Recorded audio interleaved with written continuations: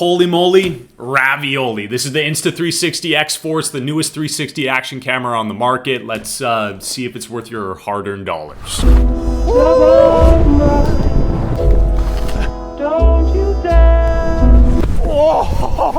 As their name suggests, Insta360 has been making 360 action cameras for years now, starting all the way back in 2018 with the release of the 1X, then we saw the 1X2, the X3, and finally in 2024, this is the Insta360 X4.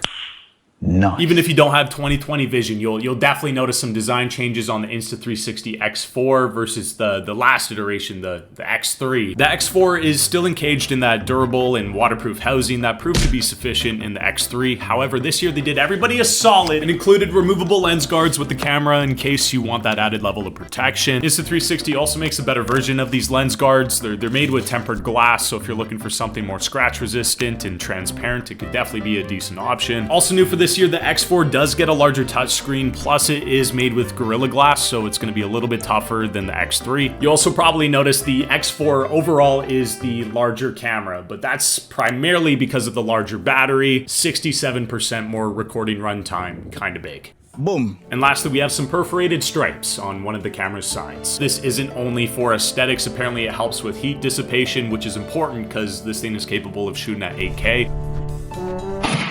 More on that soon, but should you buy the Insta360 X4? As a lot of you guys know, I've been working with Insta360 for the last year here, so obviously I'm a fan of their products. But given my affiliation with the company, I first just want to show you what this camera is capable of before exploring what I think about it. That way, you can go ahead and make up your mind for yourself. The X4 got a whole lot of image upgrades compared to the X3, the most notable being it can now shoot at 5.7K at 60 frames per second, 4K at 100 FPS, and obviously the introduction of 8K. 5.7K 60 in particular it's a big deal. This is the resolution you're likely going to be shooting with the most, and the ability to record at 60 FPS allows you to slow down any part of the clip while still keeping the footage looking smooth. But if you're looking for even slower motion footage, again, the X4 is capable of shooting at 100 frames per second at 4K.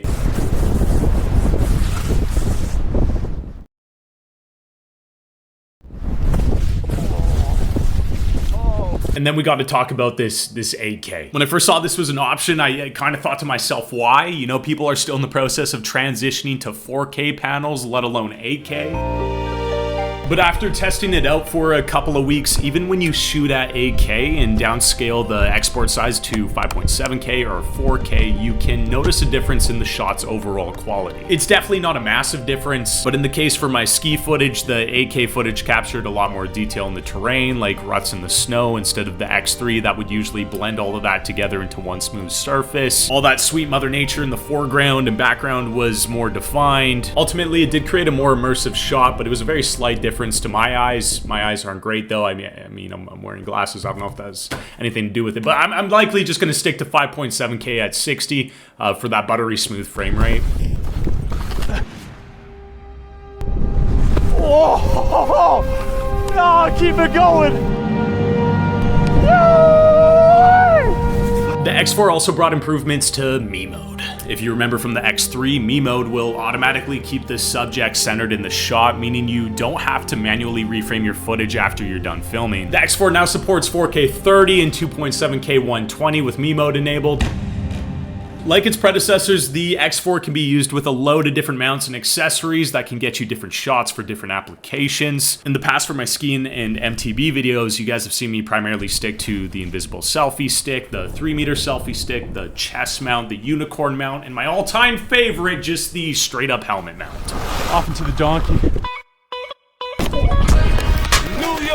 It's also good to note accessories like the chest mount can now take advantage of the X4's upgraded single lens mode. The camera's able to shoot at 4K 60 with the single lens versus the 4K 30 the X3 was limited to. Now, new to the X4, the camera is able to integrate with your Apple Watch or Garmin device to grab GPS, speed, and other data that can be showcased in your footage. Unfortunately, I don't have an Apple Watch or Garmin device, so I've just been using Insta360's GPS preview remote to capture this data.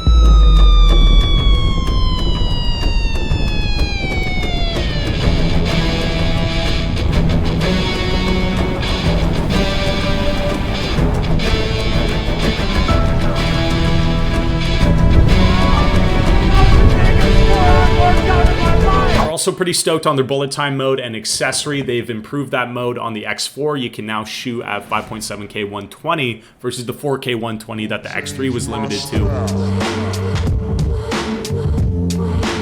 And from a software perspective, there is just so many random, unnecessary, but really cool things that you can do with their software. Talking about the Insta360 app in particular, if you head over to Shot Lab, you'll find features like AI Warp and Sky Swap.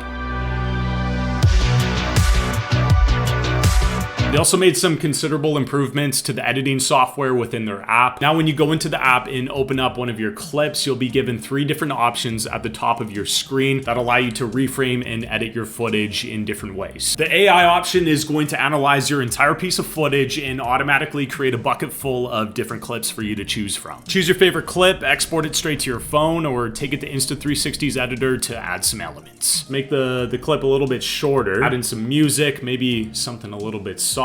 Text has been added. Let's throw some motion ND on there, some motion blur, just to give the feeling that we were cooking down fast. I think that's it.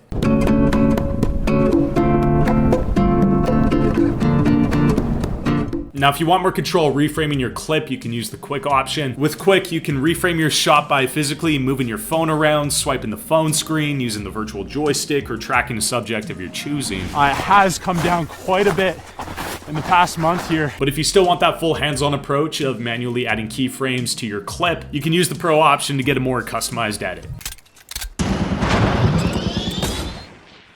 There's a nice little side rocket right there, an easy 30-odd thousand feet for sure to flat. Insta360 has been pushing a lot of other software innovations, like allowing users to change their field of view post-production. Take the MegaView FOV, for example. I found it to be a pretty good option for shooting first-person shots, as surrounding elements like trees appear linear and straight. Oh, man.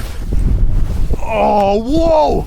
It's a canvas and I'm Bob Ross! They've also pioneered an auto edit feature into their app, which is definitely worthy of discussion. I just don't want this video to be over 10 minutes long. I do, however, want to point out one last thing about their app, and it's the fact that it supports background downloading. Why this isn't a thing on every action camera application, I do not know. All it means is the footage on your camera can sync and download to the Insta360 application, regardless if that app is open or not. So you could be texting Great Aunt Susie Lou, writing your thesis, or scrolling TikTok, and that footage is still downloading to the app. It's a really convenient, simple, but convenient feature to have.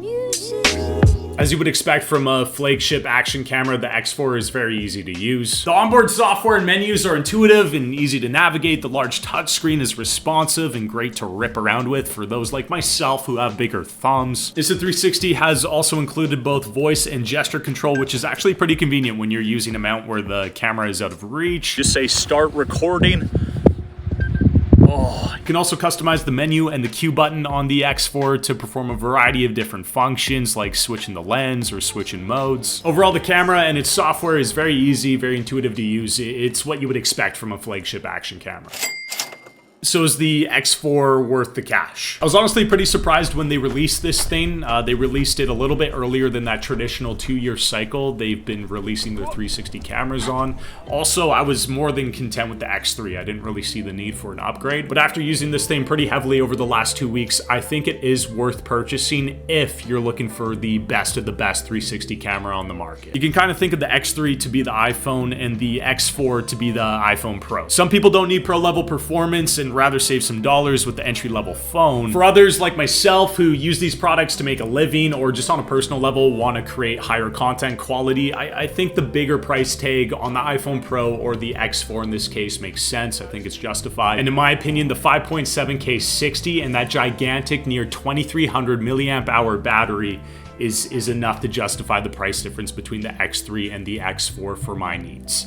That battery is massive. It's not even a battery powering the camera at that point, it's a literal power bank. But keep in mind, it's still a lot of money, so do your research. That's just my 2 cents. If you guys want to check out the Insta360 X4 in more detail, I'll leave a link to the official product listing in the description below. I hope this video was helpful. If you guys have any questions, throw them in the comment section below. Hopefully I'll give them a half decent response.